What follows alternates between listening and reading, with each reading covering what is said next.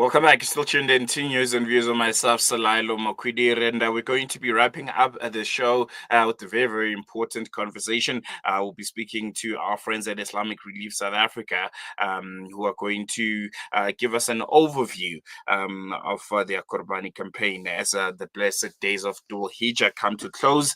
The spirit of sacrifice and giving continues across the Muslim world, and this year Islamic Relief South Africa has once again mobilized its annual Qurbani campaign, bringing hope, bringing dignity, and most importantly, nourishment to those most in need, both locally and internationally. And joining us now to reflect on this year's efforts, the challenges on the ground, and the ongoing needs, especially in places like Gaza, is a representative from Islamic South Africa.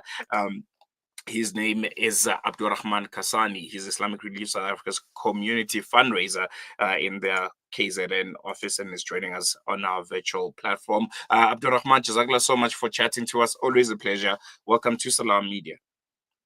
Assalamu alaikum wa rahmatullah. Shukran for having me again. Pleasure's all ours. I think we can kickstart the conversation with a simple overview. Walk us through Islamic Relief South Africa's Qurbani campaign for 2025. Where was it implemented, and how was the public response?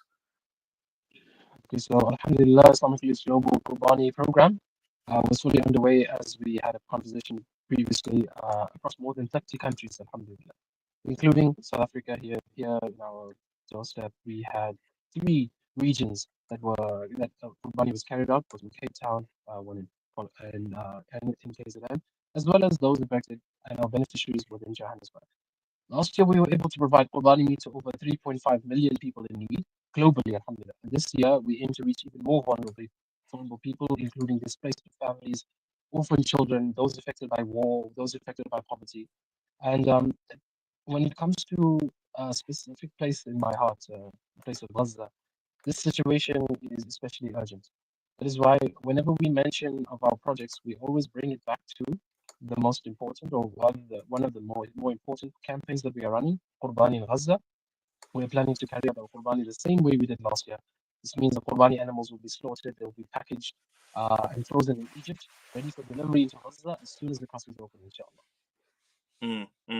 I want to stick on that. Gaza. There was a strong intention this year from you guys to distribute Qurbani meat in Gaza, but we all know of the challenges that the people in Gaza continue to face.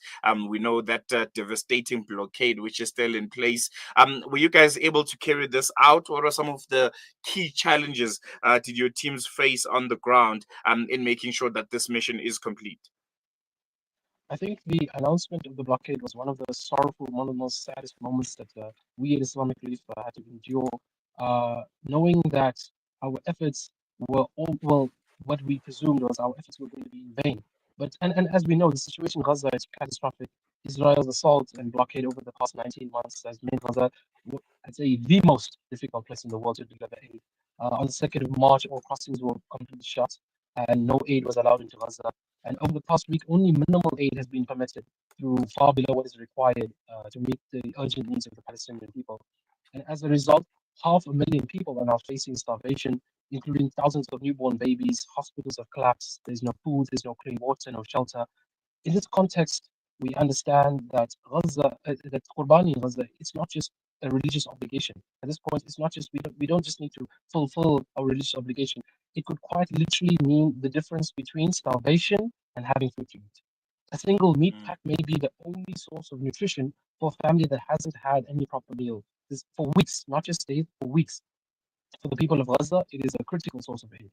And inshallah, with Islamic Relief's support, Islamic Relief's aid, we'll make it through, inshallah, one day.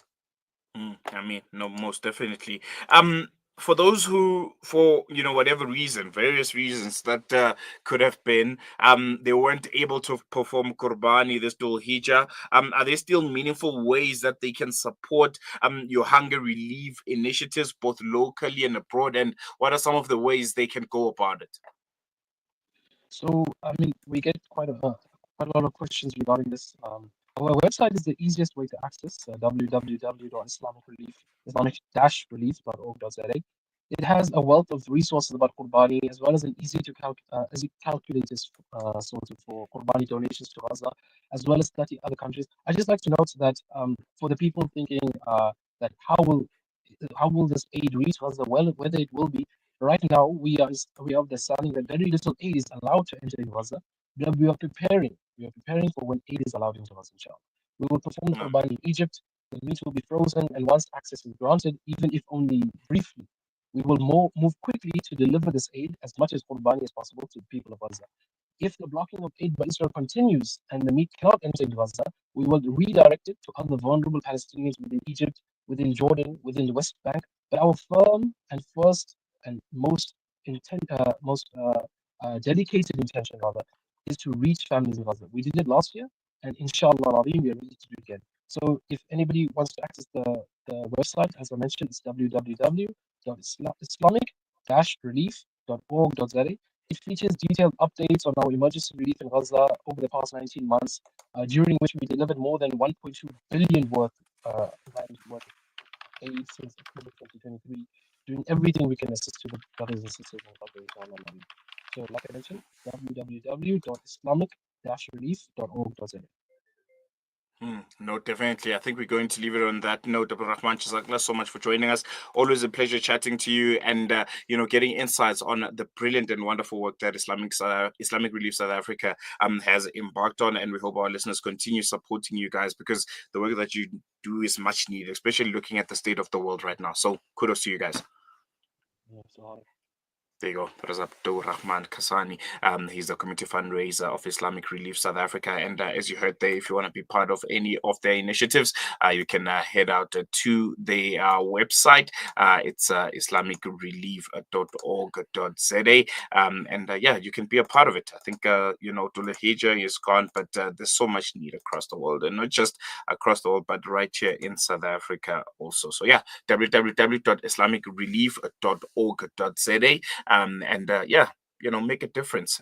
Stop talking, stop tweeting and Facebooking, but actually put your money where your mouth is, because I think we can all agree at this point the world is in a bad place, and whatever little that you can contribute to and assist with will definitely matter. We've come to the end of today's show. Please, please, please, please, keep your eyes and ears tuned in to Salam Media. There's a really brilliant conversation that will be following in a bit. Inayat Wadi, he'll be having a really wonderful, important conversation in a bit with Yusra Kanushi, and they'll be speaking about the imprisonment of Rashid Kanushi and the dream of freedom crushed in Tunisia. So that's coming up right after this, and you'll be able to get more insights firsthand from Yusra Kanushi, who will be talking about her father, Rashid Kanushi. So stay in touch, stay in tune. This is Salam Media from myself, Salailo Makwidere, and the rest of the team. See you tomorrow. Shap, shap.